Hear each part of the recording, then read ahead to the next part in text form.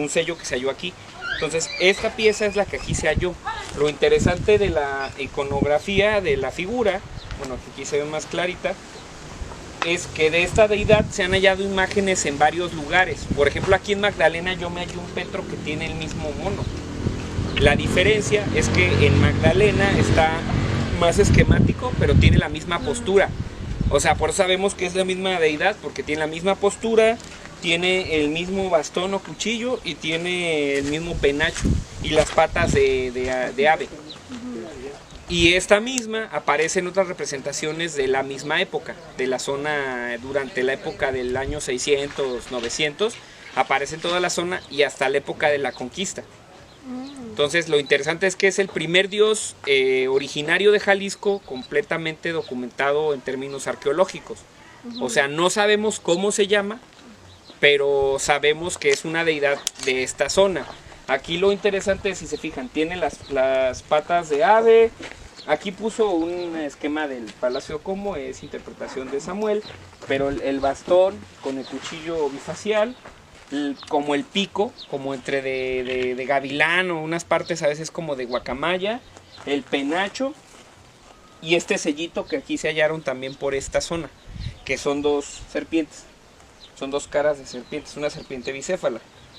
Y bueno, ahí vienen algunas piezas de cerámica y demás. Lo interesante es que el cuchillo se halló. Aquí en la excavación se hallaron un cuchillo de ese tamaño. Aquí, creo que aquí tengo la foto. Nada más que no se ve muy clarita, se ve más acá en el dibujo. Se fijan en la representación esta, trae un cuchillo grande, que es de obsidiana meca, que es roja o más bien negra con vetas rojas. Y esa obsidiana es muy de esta zona. Ese cuchillo se encontró aquí en excavación, o sea, en contexto arqueológico, y lo curioso es que se parece mucho a las representaciones del bastón de esa deidad. Probablemente fuera una insignia de la misma deidad. O sea, el nombre, digamos, como no sabemos el nombre del dios, pues probablemente se le puede decir el dios pájaro, pues, porque tiene muchos elementos de ave.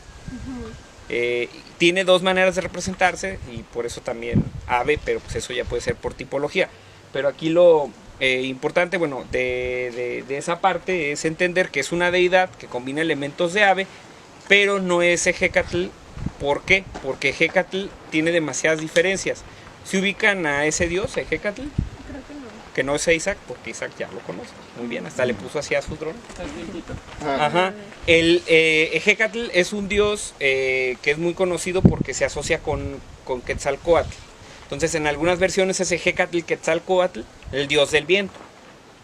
Y cuando lo conocen los españoles como tal, su culto en el recinto del Templo Mayor, pues es Ejecatl Quetzalcóatl, es una deidad compuesta. O sea, la serpiente emplumada, pero también en representaciones con un pico de ave, pero un pico largo, y un pico de un ave lacustre que ya se identificó en la Cuenca de México, y con un caracol cortado en el pecho, que es un símbolo del viento.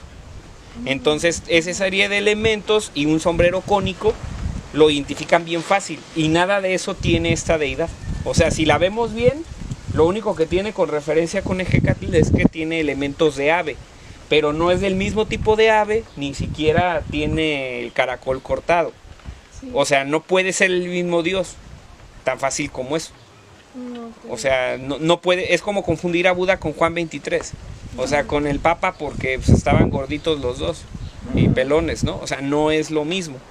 En ese término, en análisis iconográfico, son tantas las diferencias que no puede ser la misma deidad.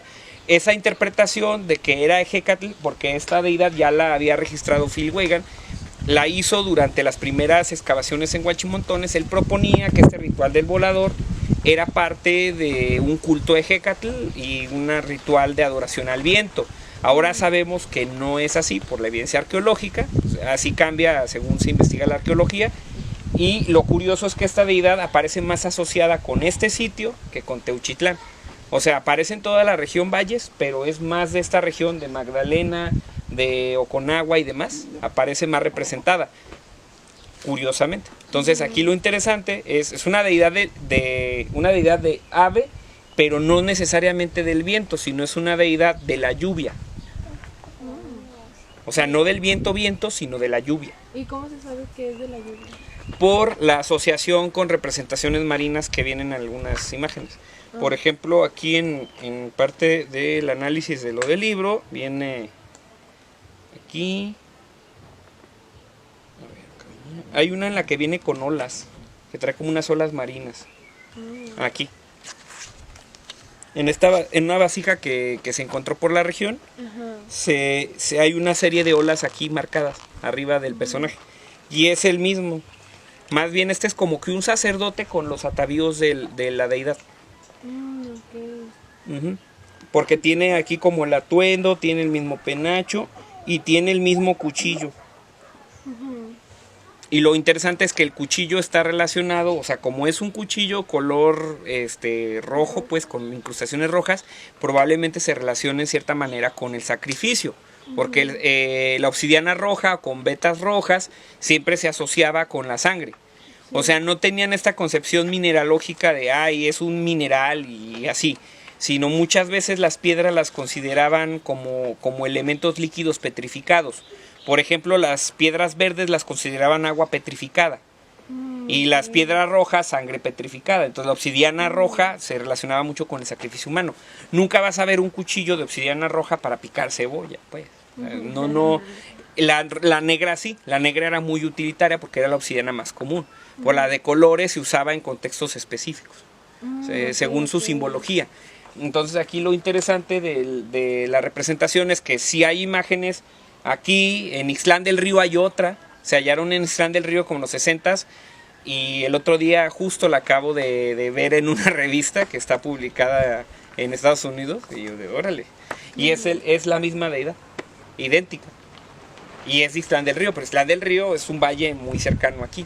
Entonces probablemente en valles aledaños tuviera culto esta deidad. ¿Cómo se llamaba? Pues es lo que no sabemos.